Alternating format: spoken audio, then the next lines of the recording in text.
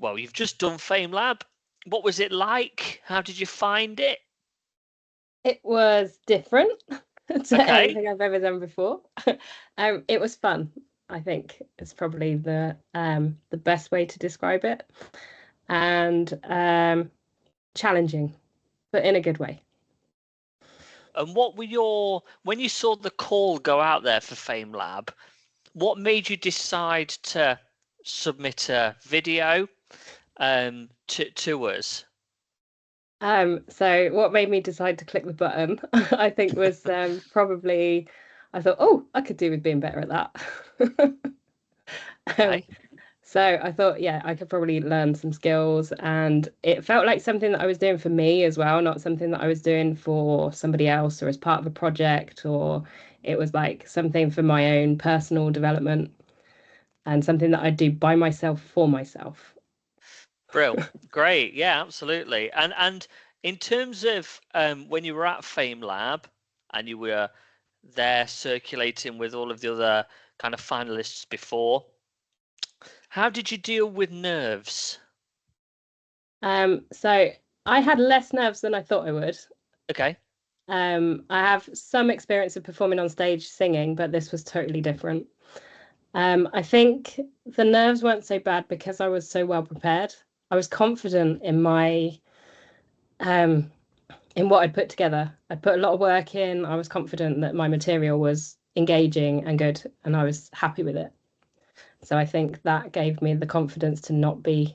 And also, I think I gave myself a bit of leeway to fail because it was for me and not for anybody else. If it went wrong, it went wrong. Hey, as long as I had fun and carried on smiling, it didn't matter. Absolutely. And did you have kind of supporters in the audience? I had my husband there. And what did he think to your presentation? He was very impressed. I think I mean, he's seen me perform on stage before. He obviously knows me quite well, but I think he did see a different side to me that day.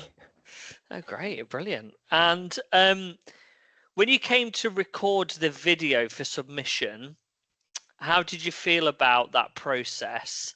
And I suppose, have you got any tips for people when it comes to being when it comes to actually recording of the video and what to do and how to present yourself? Okay, so I recorded a lot of videos. I started recording videos from the start. So I hadn't really finalized what it was going to be about. I had some rough notes and I just started talking to my phone, and I just recorded and recorded and recorded until it kind of roughly sounded all right. I looked at what it was. I used the video all the way through my process. So by the time it got to the point where I'd actually refined it of what I was going to say, I had about probably 20 videos on my phone at that point anyway. The difficulty for me was getting the phone at the right height. So I had toys piled upon toys, piled upon toys on a footstool, balancing my phone on top. And I managed to get it just right. Great. But yeah, I just kept recording and recording and recording until I wasn't even really happy with the final one that I submitted, but I just went with it anyway because it was never going to get any better. Every time I did it, I made a mistake. So I thought, it's the best of the best. I'm just going to submit it because I'm out of time. It was great. It was from what I can remember, a very polished video. So yeah, you wouldn't know. No, I think only you know really when you've made a mistake. Nobody else knows because they don't know the content like you do. They don't know how you meant to do it. So when you make a mistake, it's only really you that can see it.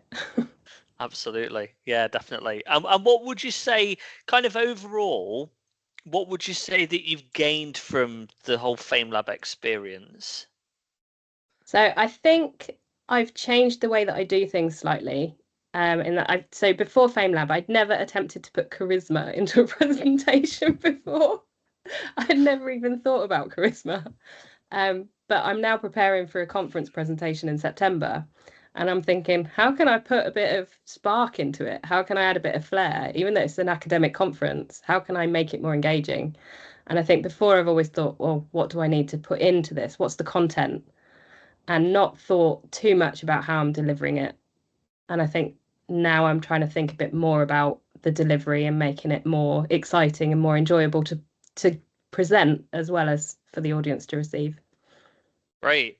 And you've touched on it with regards to a presentation you're going to be giving to a kind of more research focused audience in September. What did presenting at FameLab give you that presenting in a research environment doesn't? The ability to take the kind of, it's a different way of talking about your research, and it's a different way of thinking about your research. So you sort of flip it on its head and try and figure out what is the real impact. What does the everyday person care about this research, and why is it important to them rather than why is it important to an academic audience? So it's not about how you're building on knowledge. It's not about how you're adding to academia. It's about what does the everyday person think about your research and why is it interesting to them? What does it really mean? And when the kind of your talk and the competition had finished, did you kind of get people coming up to you afterwards, kind of asking questions, asking a bit more about your research, maybe the participants in the audience, maybe the judges, or maybe the other contestants? I did, yeah. I had quite a lot of people coming up and talking to me afterwards. A lot of people were really concerned about the robot vacuum cleaner. A lot of people felt quite sad and wanted to know what had happened and, wanted to know the wider picture. And then I also bumped into a couple of people afterwards in my kind of everyday job who were like, "Oh, you were at FameLab," which was kind of cool. Great. And have you seen your video back? Not the real one from when I performed it on stage, no. Okay. And what would you say to somebody? So we may have people watching or listening to this recording that's thinking about applying to FameLab. What would you say to that person who's considering it? I'd say it was really useful to me and I got a lot more out of it than I thought I would. I not only enjoyed it, it was fun, it was challenging. It did take a bit more time than I thought it was, but mainly because I think I was trying to polish it and I shouldn't have. It was up to me how much time I put in, I think.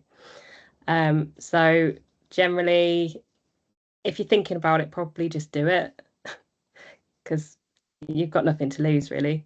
Absolutely. And you're kind of in a position where you're a member of research staff as well, and it's obviously clear that it's been really beneficial to you in your practice. And you touched on this a little bit earlier on, but have you changed the ways in which you do anything, or will it make you change the ways in which you do anything in the future as a result of your FameLab experience? I think only in the way that I'm presenting things, yeah. I think it would definitely change the way that I present things to add a bit more flair and try and make it a bit more exciting when it's potentially dull content. Absolutely. And so will this be in September? Will this be the first time that you've presented kind of after the FameLab competition? Yeah. That'll be interesting. Do let us know how you get on and kind of the reception that you get and what people say as a result of your kind of new presentation persona almost. Yeah. Great. Yeah, I always see if the academics like it.